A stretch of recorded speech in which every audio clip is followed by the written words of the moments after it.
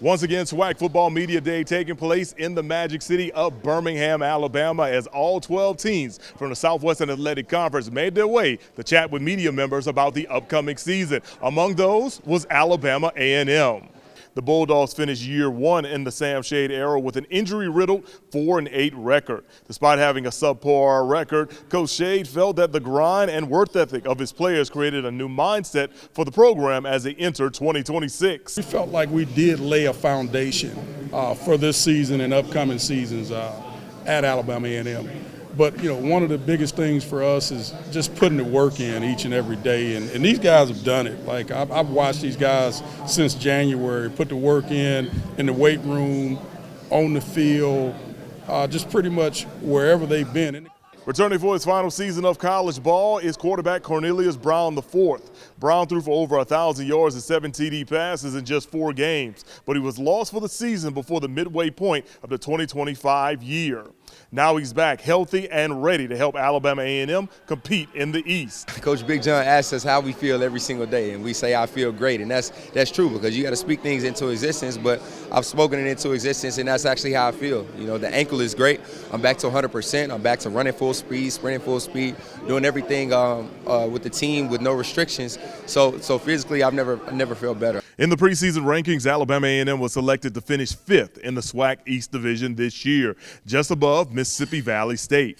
If Alabama A&M can find a way to stay healthy this fall, then the Bulldogs could find a way to make things interesting in that division. I caught up with James Hadnot, the lead play-by-play broadcaster for HBCU Go, and he thinks Alabama A&M will surprise some folks in 2026. I think for them it's just going to be another year under their belt. You think about what Coach Shade did at Miles, right? The first year wasn't very good. He's talked about it. We've talked about it, me and him together. And so just having another year under their belt, they've been able to get more guys in, the type of guys that they want in that program. And so once you get the guys that you want in the program and not necessarily kind of working what you had and not stirring the pot, then you could really build on what happened the year prior. They bring back, obviously, Quad Brown, and so for him to kind of be another kind of older player in the fold, I really like Jordan Chambers-Smith, the wide receiver.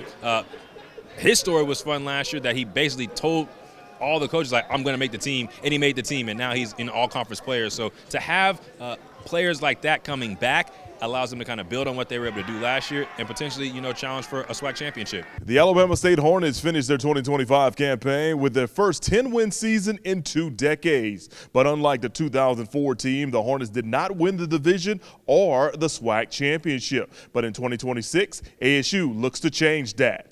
Eddie Robison Jr. entering year 5 at his alma mater, and this season the Hornets mean business. They were picked as the favorite to win the SWAC East division after receiving 131 overall votes, including 16 first-place votes. That was 9 more than Jackson State.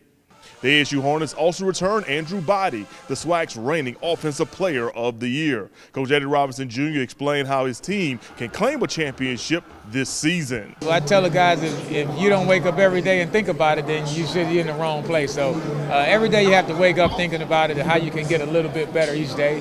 And so that's like a big picture approach. But the biggest thing for us is go out there and have the very best first day of practice that we can, and just to try to get better every day and focus on winning the first game. You can't get way ahead of us. You know, people are saying, hey, what about the Jackson State? I'm like, Jackson who? But like, they're so far down the line, and it's the same thing with Coach Taylor. It's like you're asking him about Alabama State, but right now they're just not on our radar. I mean, they will be at some point, but I think most coaches are looking at those first 3 games with the emphasis of trying to win 1 game. Alabama State will kick off their 2026 campaign during Week 0 right here in the Magic City when the Hornets take on Pro Football Hall of Famer Marshall Faulk and the Southern Jaguars. It's the first ever Birmingham Classic at Legion Field. Robinson and Faulk last faced each other as pros in the NFL during Super Bowl 34. We'll talk to both guys about that contest tomorrow. And that'll wrap up your Fox 54 Sports Report at 9 p.m. I'm Mo Carter. Stay tuned. Your Fox 54 News at 10 is coming up after the break.